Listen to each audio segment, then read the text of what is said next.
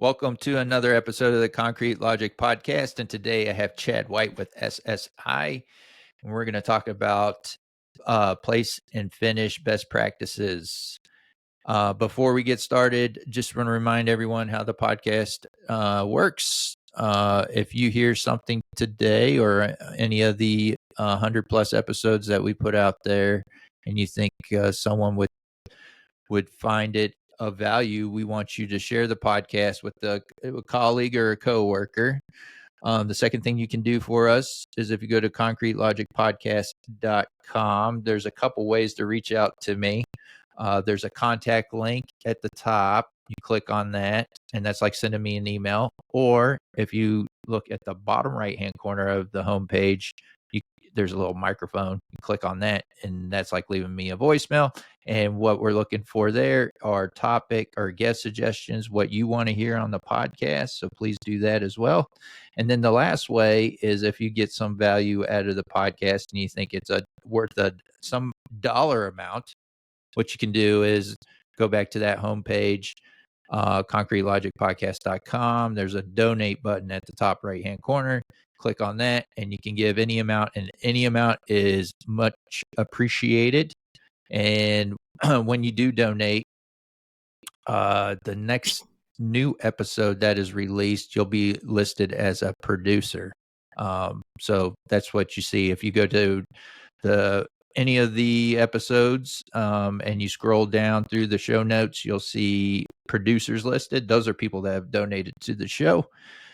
So that's how that works. With that, Chad's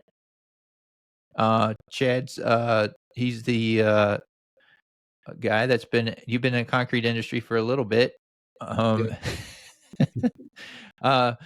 And he goes around and shares back, I guess, best practices for place and finish, which I was sharing with Chad before I hit record, is a very weak spot in my repertoire as far as my background. But Chad, could you, I guess, let's get started with what are the best practices for delivering quality floors?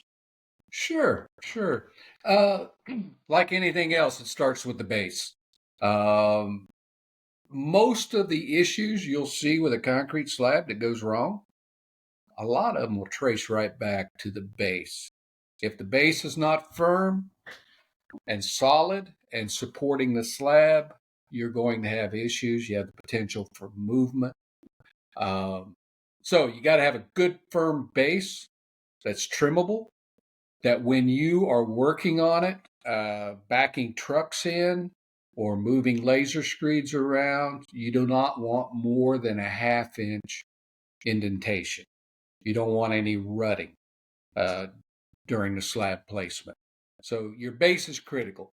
You've got to have a good, solid base that is trimmable, that you can control your concrete yields. After that, you're seeing a lot today of vapor retarders being used under the slab. For years and years, about the only time you ever saw that was for a slab that was going to get some type of floor covering. But now, with the issues they've had with vapor mitigation, you're seeing more of it in the warehouse and industrial area. So the big thing on vapor retarders, vapor barriers, what do you want to ever call them, is that you have proper lap, that you tape in the joints, that you're taping it around the penetrations, such as clean outs and such, so that you do have a good good material and vapor barrier that doesn't have holes in it or gaps. Moving to formwork, beveled forms is the go-to. Your edge form should be beveled. That gives you a point instead of a flat to finish to. It's much easier to keep accurate on your formwork. For warehousing and industrial, you should be striving for about 1/8 of an inch up and down on your forms. Check, and recheck formwork as you're going. It needs to be braced up solidly to where it's not going to move, and that's straight. You got to pay attention at your joints where you joint two forms together, that you don't have one higher than the other. So that's important. I suggest that you shoot your forms in, and then while you're making your slab placement, that you are continually checking your edge forms right prior to placing the concrete against it, and then after the concrete is placed. Most everybody uses lasers, but everybody needs to understand there's a tolerance in a laser band. About the best ones out there, you're still going to be within an eighth. So practically that means you're within a quarter. The best practices that I have seen for setting formworks for high tolerance floors is to use an optical level. That way you know exactly how much up and down you need to go. So we've talked about formwork, we've talked about base, we've talked about vapor retarders. Next thing is your doweling system. What you're seeing most today is plate dowels, which are great. They need to be properly aligned. About all of them come with, the plastic insert that you nail onto the form. There's usually a guide right there to where you're getting them at the midpoint of the slab. Use it. That's why you have it. So you got your doweling, you've got your formwork. We're all set to pour concrete now. So best practices is those the dowels. Is that? I'm sorry to interrupt you. The dowels, is that like they call the diamond dowels, right?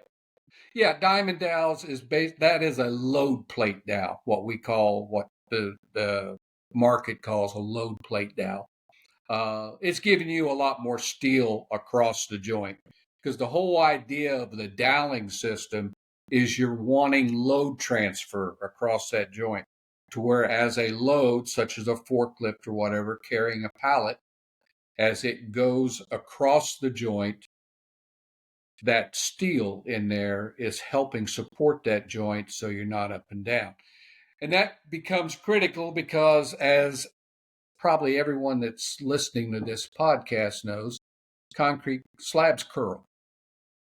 You're going to have curl in all of them, which means it curls at the joints.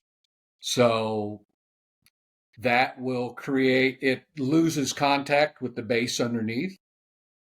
And if you have severe curl, you have the potential to have your slab rocking at the joints. If you're ever in a warehouse and they're running forklifts along, you hear that click, click, click, click as they're going across the joints. And what that is slab movement. So if you don't have a joint in there, if you don't have steel across that joint or some type of reinforcing, there's nothing to transfer that weight from one side of the joint to the other. So that's why doweling is very important. And there's a lot of different, load plates are predominant. Round dowels are used. Square dowels have been used. There's a lot of different doweling systems out there. My opinion, the load plate dowels are the best that are going right now. So we've got it all formed up. We've got the dowels in. Reinforcing. You'll see anything from wire mesh to rebar, steel fibers, plastic fibers. They all have different functions, and how the slab is intended to be used will dictate what has been specified.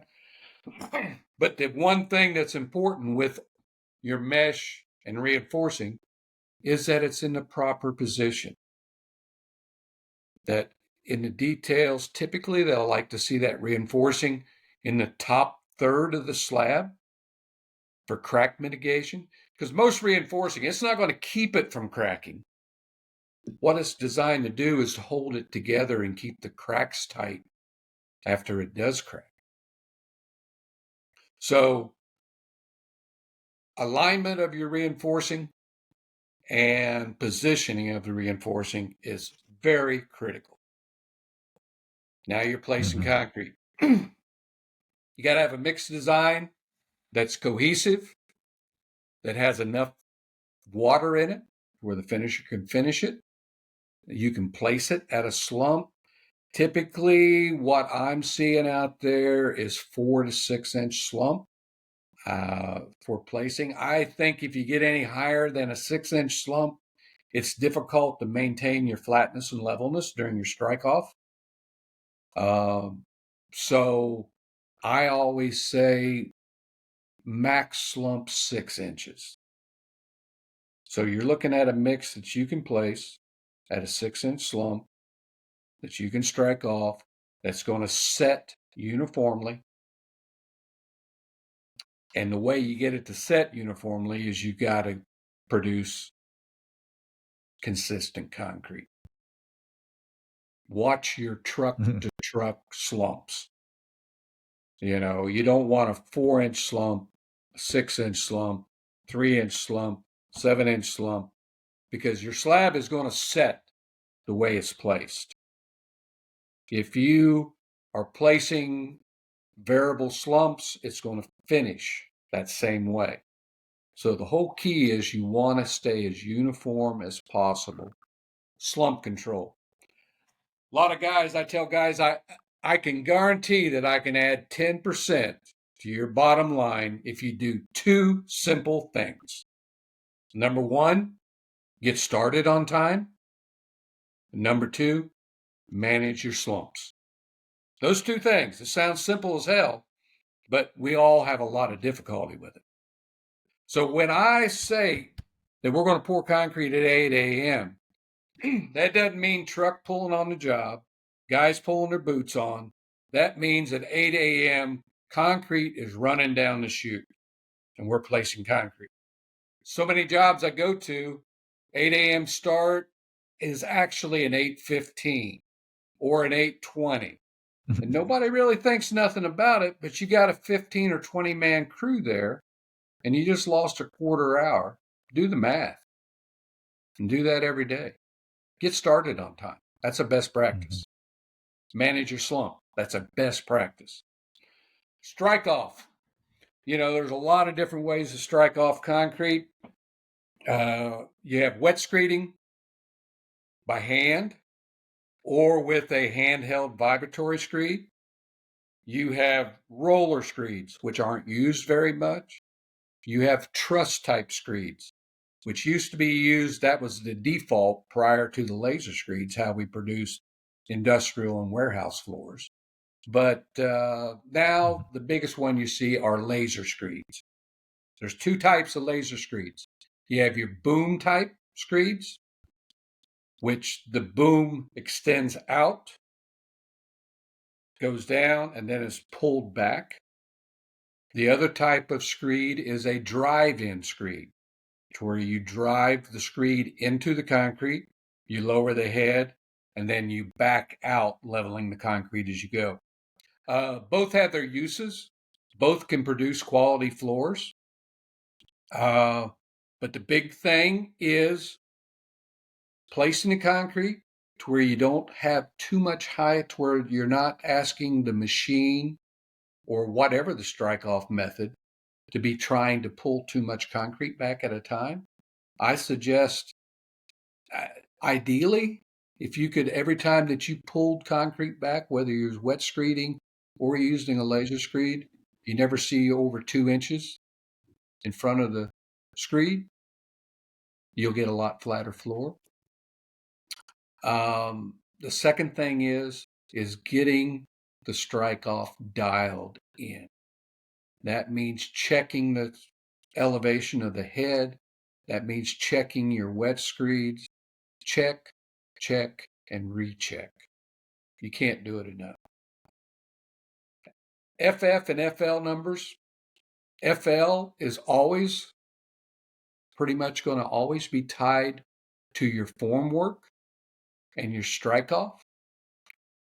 FFs are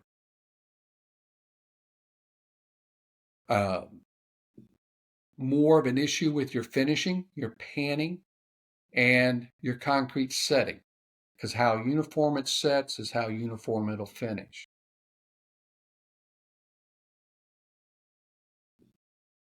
Are you still with me there? Yeah. I'm sorry. I'm writing notes down. That's all right. I just saw something we might be losing connection there, but okay. So we got strike off. After you strike the concrete off, typically what's done is a channel float or a check rod is ran after the strike off. And the reason for that is to consolidate the surface of the concrete, push the coarse aggregate down, and bring more of the butter to the top so that you have a smooth, sealed surface. So we've got this far. We've got the concrete struck off. We've got it bull floated or check rodded. Now it's a waiting game. You are waiting for the concrete where you can do your initial panning or floating of the surface. And there's a lot of different ways to test. Obviously, the first thing you want to make certain that all the bleed water has evaporated from the surface. You don't want to work the excess bleed water into the slab because that will alter the water cement ratio at the surface. And most people use the simple, you walk out on the slab and the footprint test. And ideally, conditions are going to change, mixes are different, but about a 1/4 inch depression when you step onto the slab. If you're sinking in, obviously it's too wet. And you never want to break, when you start panning the slab or floating it as you're running the machines, the ridge line that the machine is given, you never want to see anything over a 1/4 inch. If you're getting more than that, you're too wet. You need to wait a little bit. Slabs will typically be panned in multiple directions. Ideally, you'd always want to go opposite direction of how it's been struck off with your first pass, and then you'll cross that up. Running angles or 45s always adds value to it. We like to see a slab panned down tight to where you've panned it to where you really can't pan it much more before you put the first trowel on it. Typically with a riding trowel or a walk behind trowel, combination blades will be the first ones used. It's a trowel blade, but it's wider. So you're having less pressure on the surface. You can get on a little wetter. And the whole key to your first troweling is you want to close up the surface. You want to fill all the holes and leave it so that your further troweling after that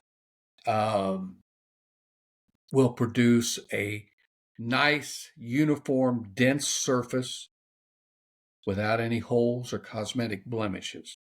Then the last troweling, you can trowel with combo blades. I see that a lot, as long as you keep it clean.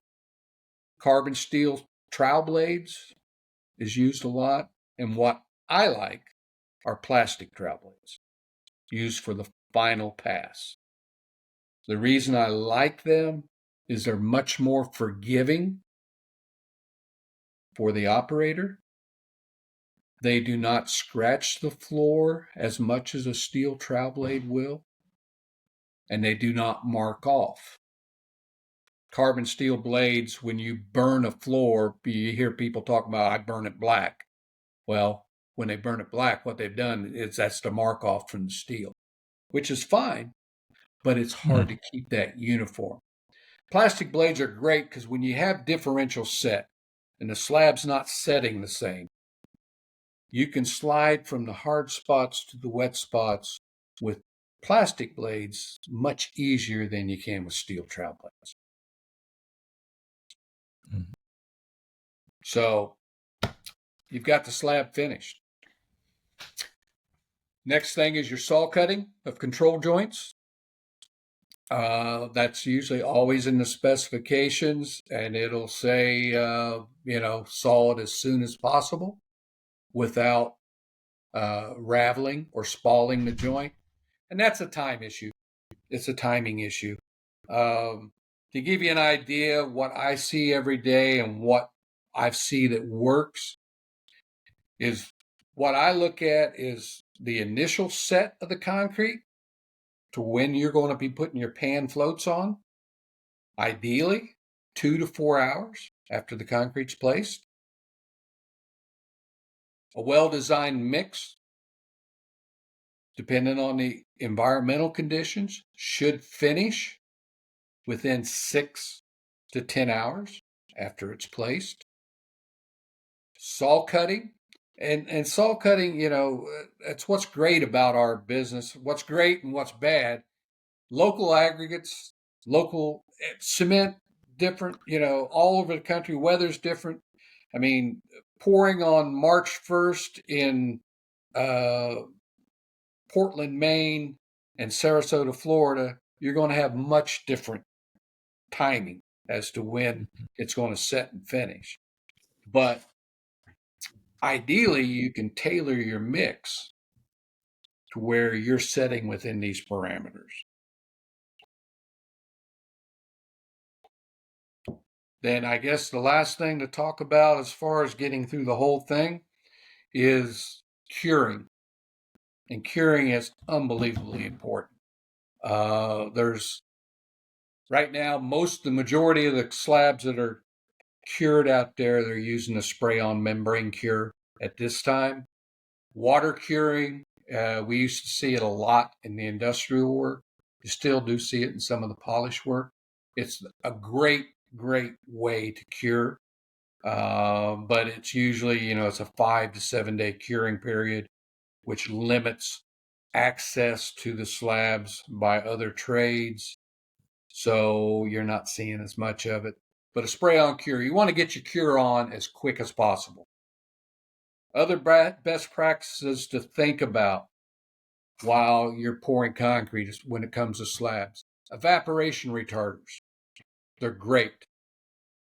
You need to watch your evaporation rates daily. What we've found with type 1-2 cement, typically if your evaporation rate is over 0.10, you need to start using some type of evaporation retarder. With the type 1L cements, since limestone they're adding to it is much finer, so it's choking off the avenues for the bleed water to get up. So you're not seeing as much bleed water, and you're seeing it over a little more extended duration. So we're finding that 0.08 and that is pounds per square foot per hour of how much evaporation, how much water the top of the slab is using. So on type 1Ls, we're looking at around 0.08 is when you need to start thinking about how are we going to mitigate our moisture loss at the top of the slab. Evaporation retarders are great, but you got to use them the way they're designed to be used. They're designed to be sprayed on after strike off and consolidation. They create a monomolecular film on the surface of the concrete, which slows down the evaporation of the water. But if you spray it on and work it in with your bull float, as I see it done about half the time, all you're doing is adding water to the surface. You're not creating a film. You've broken it. So you really need to look at the manufacturer's instructions and use the product correctly. There are some finishing aids out there that are designed to be worked into the slab. Depends on who you talk to. Some of them think they're great. Some of them think it's maybe smoke and mirrors. I don't know. I don't know enough about it to really say whether they work or not. So we've gotten all the way through the slab from base to curing. slab protection. Talk with your general contractor, because once you walk away from it, that slab is going to be used as a work platform by all the other trades. And it gets beat to the dickens, So Yeah. you are, as a concrete contractor, you should always be proactive, that you've put all this work into getting this great looking slab. Make certain that the other trades aren't beating it to death. Voice your opinions. Let the general contractor know that, this slab needs to be taken care of. So, in a nutshell, that's kind of the best practices we talk about. I mean, we could go into more depth on boarding edges and all that. Is there any questions you have, Seth, or anything that you'd like a little more comment on?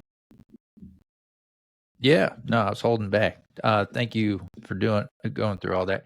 What I wanted to ask you if there's some things that you see in your slab after it's finished or while you're finishing, what could be a possible cause of those things? What about blisters? When you see Blisters blisters and in the slab, do you know delamination. what I'm talking about? Yeah, blisters and Yes, sir. delamination. Uh, Typically, when I see that, that's over troweling of the concrete surface, or there's air content that's too high in the concrete. Most slabs, anything that's going to be trowel finished should not be air entrained. But then you get into lightweight concrete that they use in a lot of office buildings and high rises. They've got to have the air in there to get their unit weights down low enough. But then they ask Mm-hmm. for a trowel finish on it. And then they have delamination and blistering issues, and they want to know why. Well, it's simple. You got air. For anything that's going to be troweled, you should not have an air content in your mix above 3%. You're Mm-hmm. flirting with having problems. How do you get around it? Or how do you mitigate blistering? Cut back on the amount of troweling you're doing on the slab. You more time between troweling stages and less overall troweling. Where I see blistering a lot is you'll see it like what we call a min line, where you have a piece of the concrete that is set and is much harder than what's around it. So you have that. Mm-hmm. I hate calling them cold joints because everyone gets scared to death. So we call them min lines. And so you've got guys that are trying to work that in. So they're constantly machining that edge, around that differential set. And you'll see some blistering going on right there. Potential for delamination. Throwing water, using water as a finishing aid, or using evaporation retarder as a finishing aid will Mm-hmm. impact the surface. You'll also see, if you over trout, all slabs will craze. You'll have some crazing. But if you get Mm-hmm. like on a windy day and hot temperatures, the surface loses water too quick, and you'll get surface crazing. And it's premature setting at the surface. It's setting faster than the rest of it. So Gotcha. What about rock shadowing? rock shadowing, that is that's kind of a pet peeve with us. We don't like to see a lot of coarse aggregate at the top, and where that comes from, predominantly it's driven by your mix design, how much coarse aggregate you have in the mix, how much intermediates. Mm-hmm. You can tweak that mix a little bit to get that down to where you don't have as much coarse aggregate at the top. And then the other things that help with it is proper vibration in your strike off. And then when you are consolidating the surface after strike off, using a channel float, bull float, check rod that you're bringing enough fines to the top. And like what you'll do on a polish job or something where you can't have any aggregate at the top, is we'll use a roller tamp and a jitterbug. You'll run the roller tamp after the strike off, and it's basically a wire roller that presses the coarse aggregate down and pulls paste to the top, so that you ensure that that top 16th inch of a slab, the 1/8 inch, is nothing but paste. And that's something, aggregate shadowing in some market areas, I see it on every slab. And they have to use a roller tamp or they have to consolidate the slab surface to get rid of it. I go into other market areas. I was in Houston last week. Walked a slab that all they did was laser screed and did nothing after the laser screed. No check rod, no bull float. And they bump cut the floor. And there is no aggregate shadowing at the top, and there's no coarse aggregate at the top. So a lot of it's going to, mixed design is going to drive it more than anything. Can you explain bump cutting to the audience? Sure. Bump cutting is a process of cutting and filling the slab surface with a straight edge after or during the panning, floating, finishing process. So you will, let's talk about a super flat. Typically, you'll strike that off a couple of times. And then after you pan it the first time or before you pan it, a bump cutter is typically a 10, 12-foot straight edge that's got a hustler head handle and a connection knuckle on it.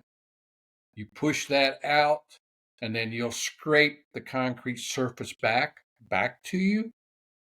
And then where there's high spots, it's cutting the high spots off. Where there's low spots, the paste that you've pulled back, you'll throw that back. And there's also sled type bump cutters that attach to ride-on trowel machines that you can pull around behind a float machine, which cuts and fills the slab surface. Bump cutting, it works. You will get a flatter floor, but you do have the potential for aggregate shadowing and coarse aggregate at the top. So you just have to mitigate that by tweaking your mix design. You may have to run a roller tamp immediately after strike off in order to get the amount of coarse aggregate down at the surface. There's a lot of ways you can work with it. Bump cutting is typically done for high tolerance slabs. Most slabs out there today, if you're pouring it with a laser screed and you're panning it with an 8 or 10 or 12-foot machine, my expectation is if everything's running correctly, you should be hitting FFs of 60, FLs of 40, day in, day out without any bump cutting. Mm-hmm. If everything's running right. We're seeing a lot in the industry. You're seeing a lot of robotics being introduced on slab floors and automated racking and storage, which they all require much more stringent flatness and levelness. And that's where you'll see the majority of your bump cutting going on. Okay. Wonder if you see scratches on the floor afterwards. Scratching, every slab I've ever walked, you're going to see a little bit of it. Something gets caught on a trowel blade. Obviously, it's something that you have to monitor. The biggest places where you'll get scratching is where you have differences in set time. Differential set. Like I said before, hard and soft, trying to tie those two together.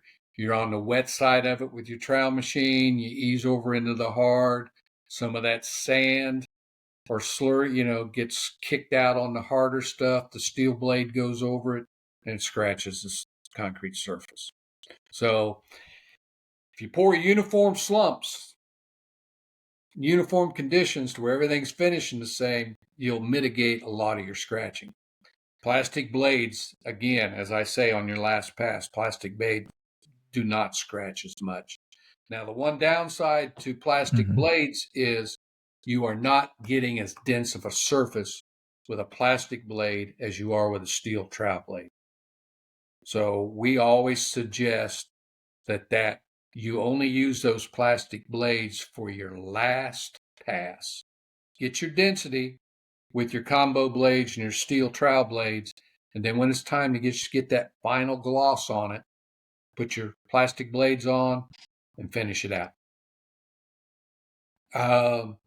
Scratching, delamination, plastic shrinkage cracking, crazing, those are typical things that have to do with the surface drying out too fast or possibly over machining. When I say over machining, that means really it's a timing issue more than anything else. As a slab setting, you've got to be machining it. But if your slab starts to slow down and you just machined it, and then you run a trowel over it again and it hasn't set anymore, that's where you run into the potential of having excessive crazing or blistering or some delamination. All right. Well, good. I think we covered everything today. Is there anything else you think we should mention before we close it out? No, the devil's in the details. The devil's in the details. Concrete is a perishable commodity that's placed with daily conditions that are different every day. So you got to be on your toes. You got to be proactive. Plan your work your plan, but understand sometimes the plan goes to hell. As long as you're thinking quality, you'll probably be tracking right. Yeah. All right. Well, good deal. Chad, if folks want to reach out to you and learn more about what you're doing or see what SSI is up to and how they could help, what's the best way to reach out to you? You can always go visit our website, all of our contact information. That's SSI, Structural Services Incorporated. You can reach me at cwhite at ssiteam.com. We'd love to hear from you. If you got any questions, concerns, we're there to talk. All right. I appreciate it, Chad. Thanks for coming on the show. And folks, until next time, let's keep it concrete.